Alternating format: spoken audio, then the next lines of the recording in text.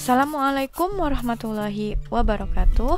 Halo anak-anak ibu semuanya, semoga kita semua selalu dalam keadaan sehat walafiat. Kembali lagi dengan Ibu Dwi Lucy Riyadona. Kali ini kita akan membahas materi bab 3 kelas 10 semester ganjil, yaitu klasifikasi makhluk hidup. Klasifikasi makhluk hidup masuk ke dalam KD 3.3, yaitu menjelaskan prinsip-prinsip klasifikasi makhluk hidup dalam 5 kingdom. Tujuan pembelajaran kita hari ini adalah menguraikan prinsip dan dasar klasifikasi makhluk hidup dalam 5 kingdom, mengurutkan tahapan taksonomi makhluk hidup, dan menentukan kunci determinasi makhluk hidup. Nah, sebelum kita membahas materi lebih jauh, apa sih yang dimaksud dengan klasifikasi makhluk hidup? Jadi, klasifikasi makhluk hidup merupakan suatu kegiatan untuk mengelompokkan makhluk hidup menjadi golongan atau unit yang lebih kecil. Seperti yang sudah kita pelajari pada pertemuan minggu lalu tentang keanekaragaman hayati, kamu sudah tahu bahwa keanekaragaman hayati baik di Indonesia maupun di dunia sangatlah banyak. Oleh karena itu, kita perlu mengklasifikasikan atau mengelompokkan makhluk hidup tersebut menjadi unit atau kelompok yang lebih kecil. Oleh karena itu, tujuan klasifikasi yang pertama menyederhanakan objek studi agar lebih mudah dipelajari. Yang kedua, mendeskripsikan ciri-ciri makhluk hidup yang membedakan antar jenis sehingga mudah dikenal. Ketiga, mengelompokkan makhluk hidup berdasarkan ciri-cirinya. Keempat, mengetahui hubungan kekerabatan antar makhluk hidup. Dan yang terakhir, mengetahui tingkat evolusi makhluk hidup atas dasar kekerabatannya. Manfaat klasifikasi makhluk hidup diantaranya memudahkan dalam mempelajari makhluk hidup yang beraneka ragam dan dapat melihat hubungan tingkat kekerabatan antara makhluk hidup yang satu dengan yang lainnya. Nah, bagaimana cara mengetahui hubungan kekerabatan antar makhluk hidup? Kita dapat mempelajarinya melalui cabang biologi yang dinamakan taksonomi. Taksonomi adalah ilmu yang mempelajari tentang klasifikasi atau pengelompokan makhluk hidup tersebut. Sebelum kita membahas tentang takson, maka kita masuk dulu ke tahapan klasifikasi, di mana ada 3 tahapan dalam pengelompokan atau klasifikasi makhluk hidup. Yang pertama, melakukan pengamatan sifat makhluk hidup.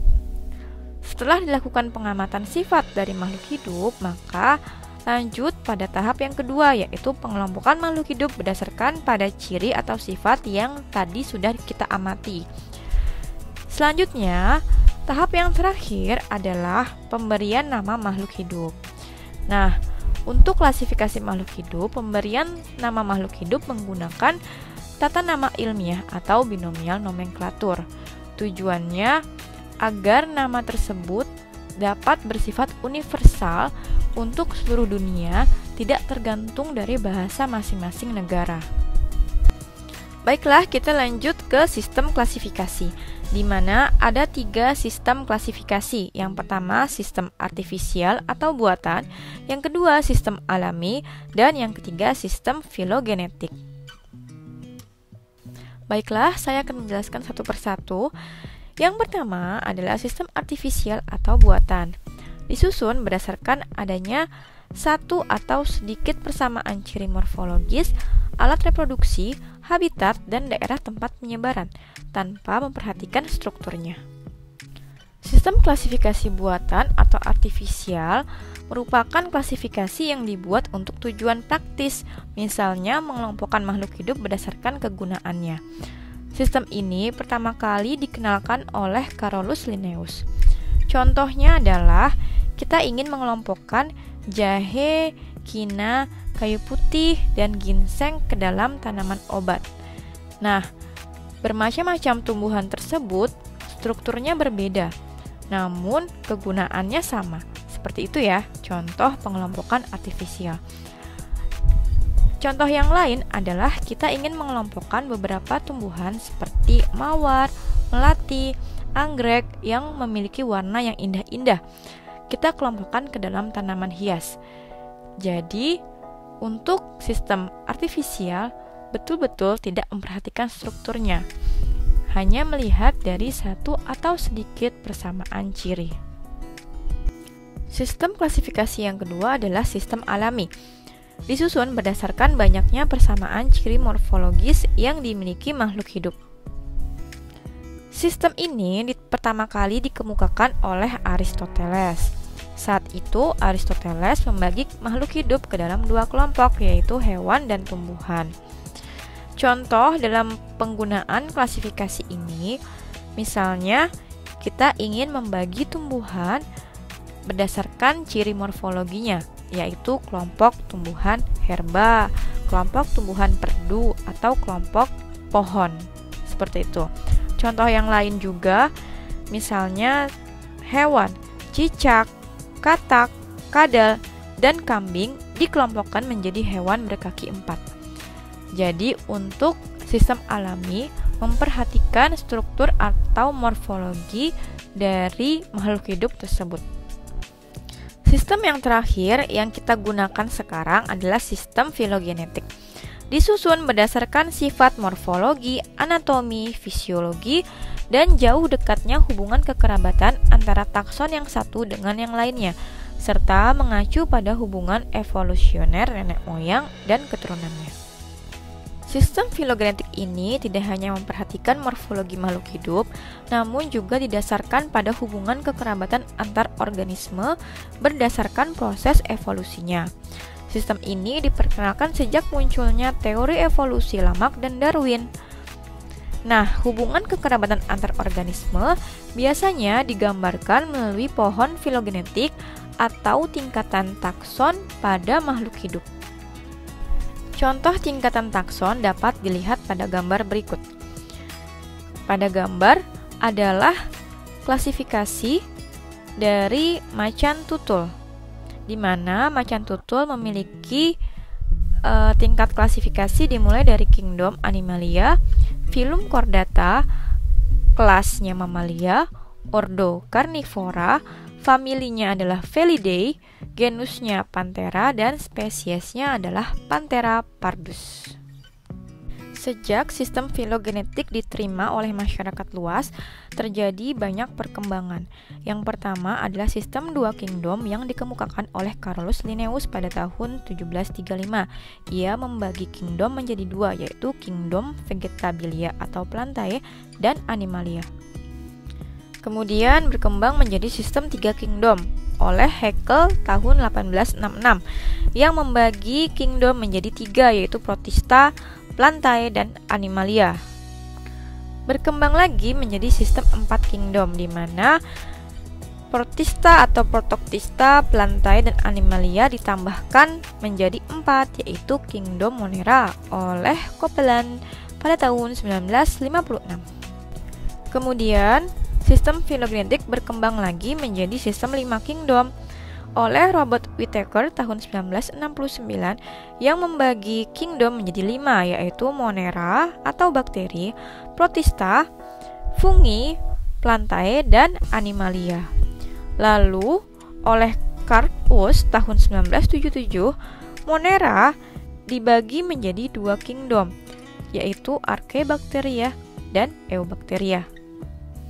Hal ini menyebabkan sistem filogenetik menjadi sistem 6 kingdom.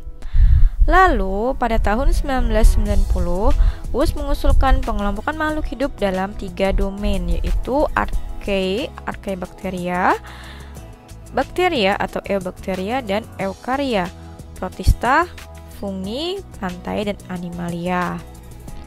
Setelah diklasifikasikan, kita akan memberi nama makhluk hidup tersebut menggunakan tata nama ilmiah atau binomial nomenklatur.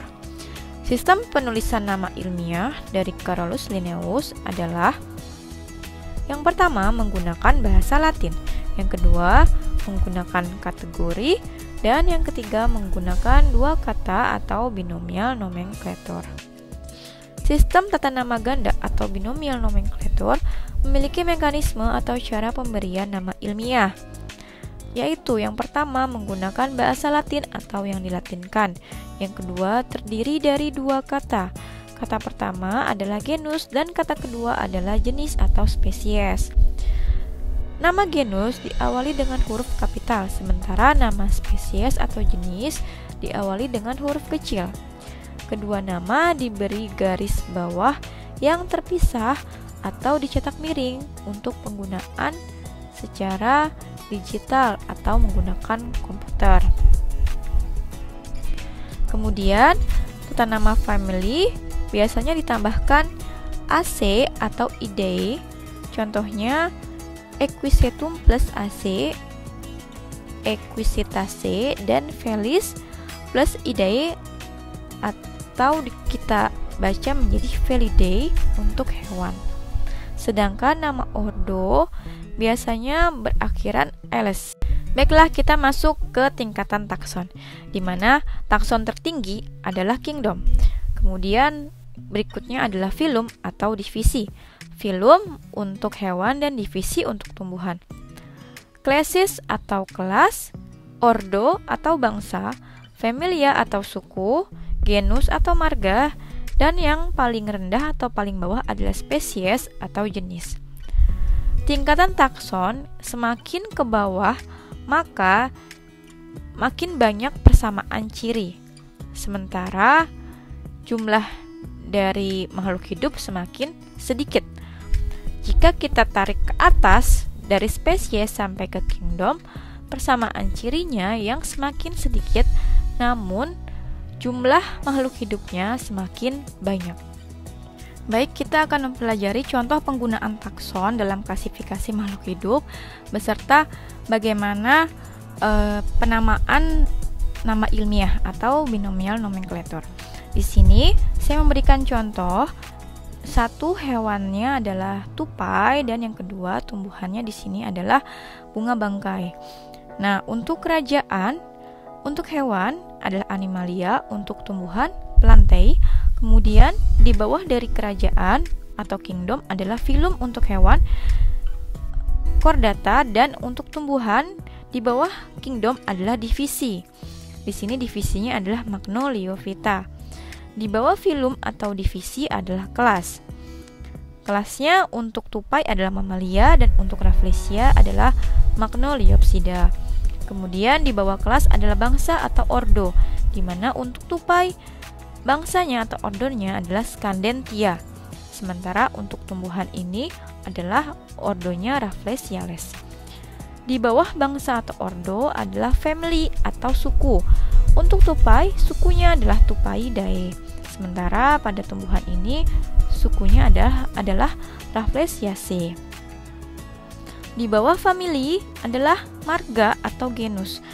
Untuk tupai, genusnya adalah Anatana. Sementara di tumbuhan adalah di sini Rafflesia. Nah, spesiesnya menggunakan tata nama binomial nomenklatur yang menggunakan dua kata, genus dan spesies, yaitu untuk tupai adalah Anatana elioti, sementara untuk Rafflesia adalah Rafflesia arnoldi. Berikutnya kita akan mempelajari kunci determinasi atau kunci dikotom. Sebetulnya materi ini tidak asing lagi ya bagi kalian, karena kalian pasti sudah pernah mendapatkan materi ini pada saat di SMP.